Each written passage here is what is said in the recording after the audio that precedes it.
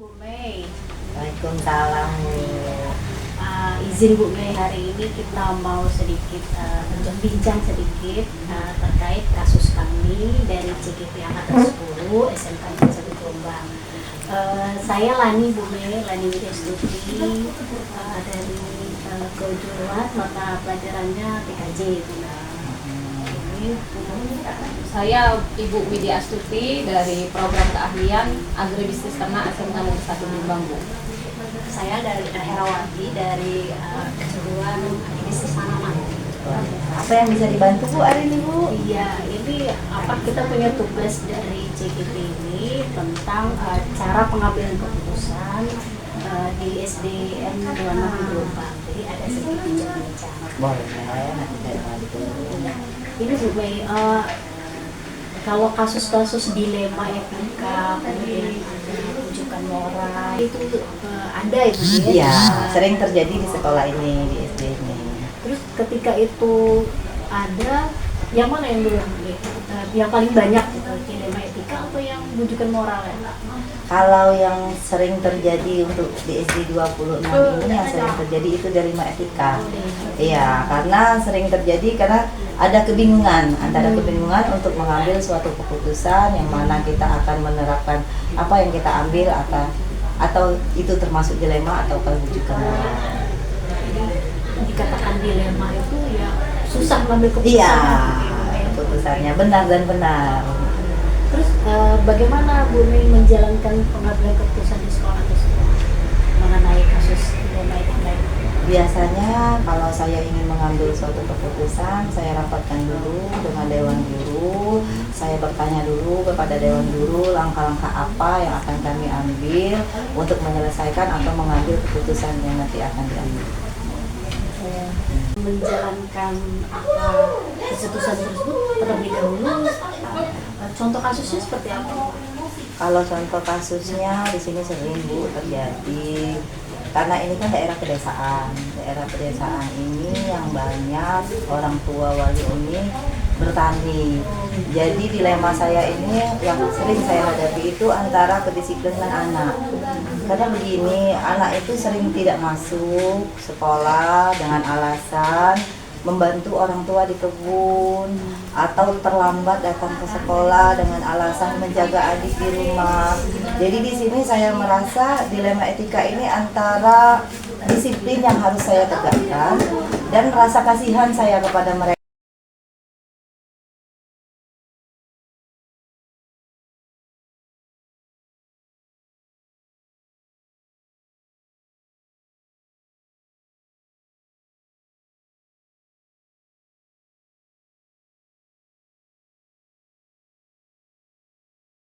Kasus anak yang sering kebanyakan pegang HP, terutama di rumah.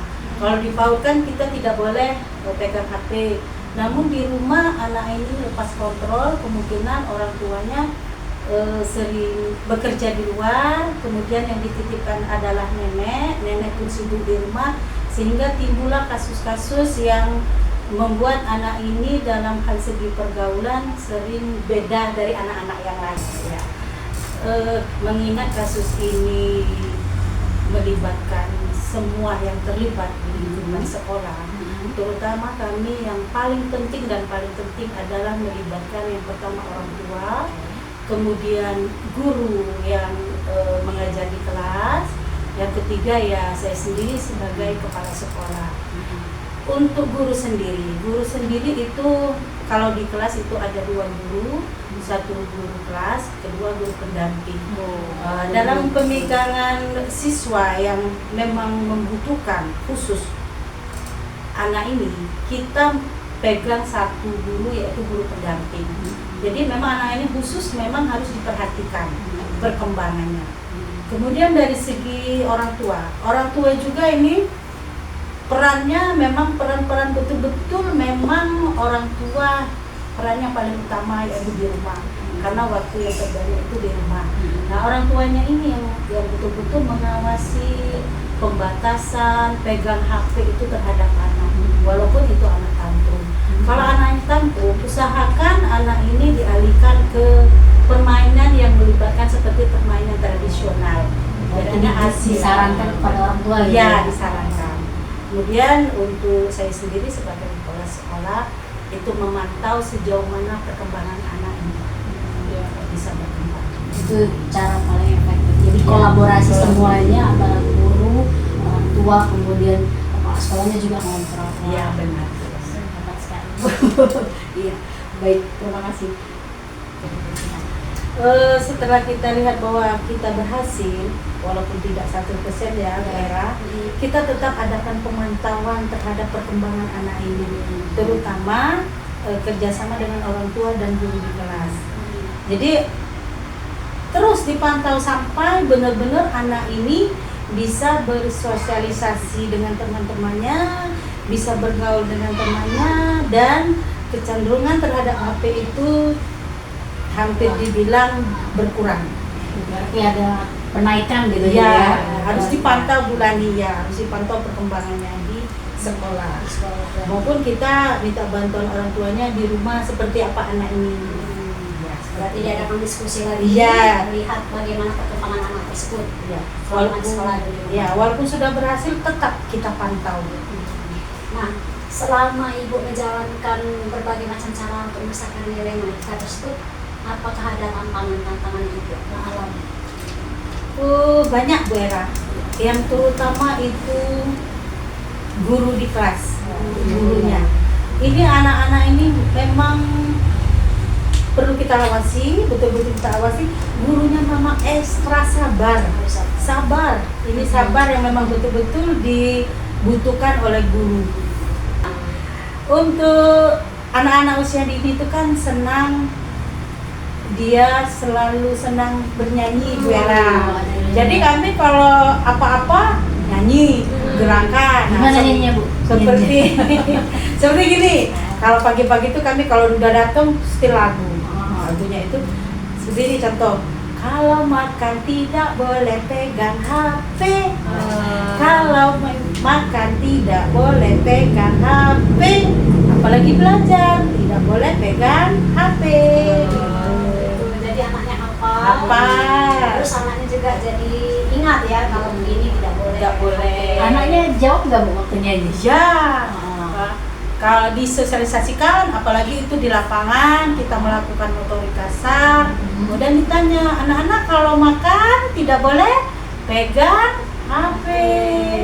Kalau tidur tidak boleh pegang HP gitu. Jadi anak-anak hafal.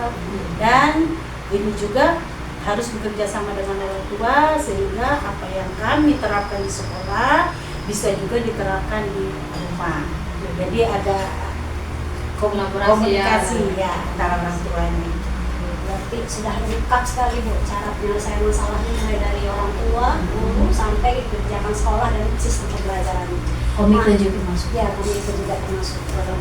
Nah, kalau untuk penyelesaian masalah sendiri Ibu memiliki jadwal khusus atau ketika ketemu langsung diselesaikan Bu? Karena ini melibatkan seluruh sekolah, pihak sekolah minimal kami butuh waktu 1 hari untuk penyelesaian permasalahan tersebut, sehingga yang berkompeten untuk menyelesaikan masalah itu seperti guru, orang tua, juga kami libatkan komite di bidang perkembangan anak. Jadi kira-kira kami butuh waktu Bu Era Untuk ada jadwal ya.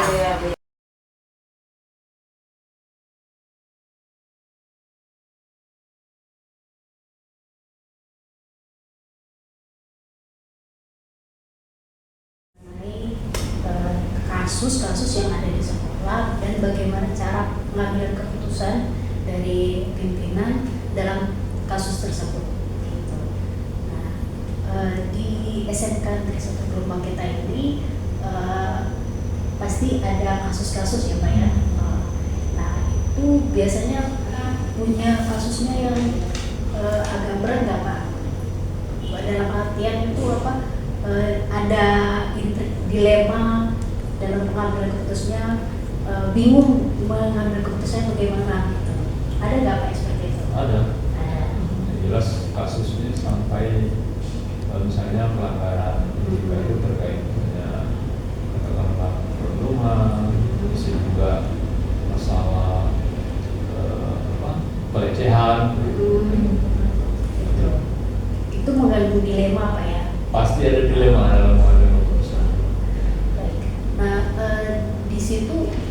langkah atau langkah awal yang dilakukan itu apa Pak, dalam pengambilan keputusan? Langkah awal kita harus mencari informasi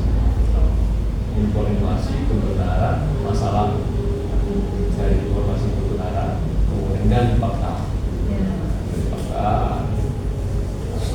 sumber buktinya juga harus betul-betul autentik. Berarti ada konfirmasi Iya. ya Pak ya, terhadap kasus tersebut.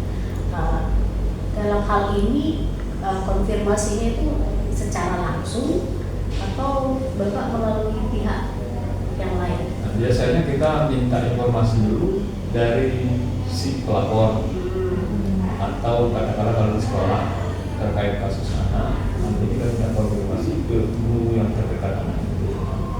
Kemudian Bapak mengidentifikasinya sebagai dilema etika, kemudian juga rujukan moral. Kalau sudah menyangkut dilema etika, artinya kita cari fakta kebenaran informasi pelanggaran itu dulu, bukti-bukti, baru kita ambil langkah solusi menuju ke pengambilan keputusan. Jadi tidak tiba-tiba mengambil keputusan. Jadi ada Tahapan dan sangat berhati-hati karena itu menyangkut etika, menyangkut moral, menyangkut pasti ada yang dirugikan. Nah, dari semua yang telah Bapak lakukan tersebut, Pak, menurut Bapak apakah sudah efektif cara yang telah Bapak lakukan? Efektif. Nah, jadi saya sudah mengalami beberapa keputusan termasuk yang sangat berat, berbulan-bulan itu, dan yang dihadapi bukan korban dan pelaku, menghadapi pihak eksternal. Menghadapi pihak eksternal itu sangat banyak, baik orang tuanya, lebih gawat lagi, baik orang tua terima, saudaranya belum tentu. Saudara terima, orang tua terima, ada saja yang menggali masalah ini, motifnya untuk apa. Lantas ada juga yang kalau sudah ke ranah hukum. Selanjutnya Pak, untuk kasus-kasus yang sudah pernah dialami, tantangan yang Bapak hadapi dalam mengambil keputusan Pak? Tantangan kita, keputusan itu tidak semua orang bisa menerima. Tantangan. Karena walaupun keputusan itu benar, bijak, belum tentu semua orang bisa terima. Ada orang yang merasa dikorbankan, padahal itu sudah tahapan, sudah melibatkan, yang sudah dilibatkan ya belum tentu puas dengan keputusan. Jadi soal itu sudah pasti terjadi. Keputusan kita belum tentu diterima oleh semua orang. Walaupun tadi tahapannya sudah proses, sudah melibatkan tim di sekolah, bahkan lingkungan kita juga belum tentu menerima dengan pas dan puas. Apalagi yang korban atau orang tua. Berarti Pak, ketika Bapak mengambil keputusan itu yang menjadi dasar Bapak mengambil keputusan itu apakah hasil, apakah efek jangka panjang dengan adanya atau apa? Fakta. Keputusan itu berdasarkan fakta. Pengambilan keputusan berdasarkan fakta. Lantas ini dampak ke depan. Itu yang sekarang dan ke depan. Sekarang fakta ini. Fakta ini pelanggaran hukum, pelanggaran norma, etika. Yang dilanggar misalnya kata-kata ini harus aturannya seperti ini. Tapi ke depan yang kita pikirkan jangka panjang terkait institusi kita, terkait institusi, juga terkait orang yang di belakang dan sekitar. Karena buat apa kita mempertahankan satu orang kalau 1000 akan kecewa. Nah, dalam pembuatan keputusan ada jadwal-jadwal atau tempat-tempat tertentu nggak Pak? Yang jelas keputusan itu harus ada jadwal. Kalau tempat ya tidak harus tertentu, tapi paling tidak waktunya harus kita atur. Karena saya sampaikan dari awal tidak bisa keputusan diambil di tempat kejadian. Tidak bisa langsung. Harus kita jawab, harus tahapan. Kalau menyelesaikan masalah yang sangat rumit terkait dengan pelanggaran etika, kadang-kadang berlarut-larut. Iya. Orang kadang-kadang memandang, wah ini tidak tegas, wah ini lambat. Tapi kan kita apa ya, bagaimana? Karena harus memikirkan yang lain. Ya efek dampak. Dan yang paling, apalagi pelanggaran etika, yang paling penting juga kita harus memikirkan psikologis. Yang benar, psikologis keluarga. Mana ada orang tua anaknya dikasih sanksi berat, harus keluar dari sekolah, walaupun sudah benar dia masih nggak mau pembelaan. Nah selama ini Pak, kalau untuk mempermudah atau membantu Bapak dalam mengambil keputusan, ada nggak Pak yang membantu? Nah ini, semua orang yang di lingkungan kita pasti punya peran. Iya. Kita sudah terstruktur. Lalu mau ambil keputusan, ya jangankan guru, itu masuk yang guru yang terdekat dengan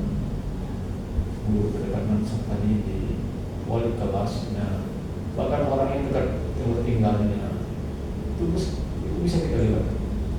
Wali, ketua program, orang yang mengurusi masalah kesiswaan, bimbingan karir dan pendidikan, bahkan seluruh stakeholder yang ada di sekolah bisa kita menolong kita untuk kesehatan.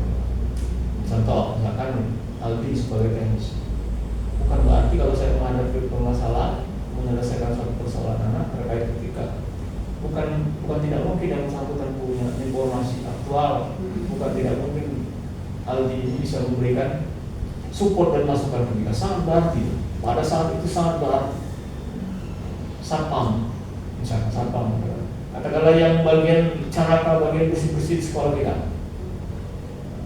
itu kalau dia berikan masukan kadang-kadang berarti pada saat kita butuh informasi, butuh support untuk mengambil keputusan. Jadi semua orang di lingkungan kita jangan lihat siapa orangnya, tapi lihat apa informasi, apa bantuan apa yang dia sampaikan ke kita untuk mengambil keputusan.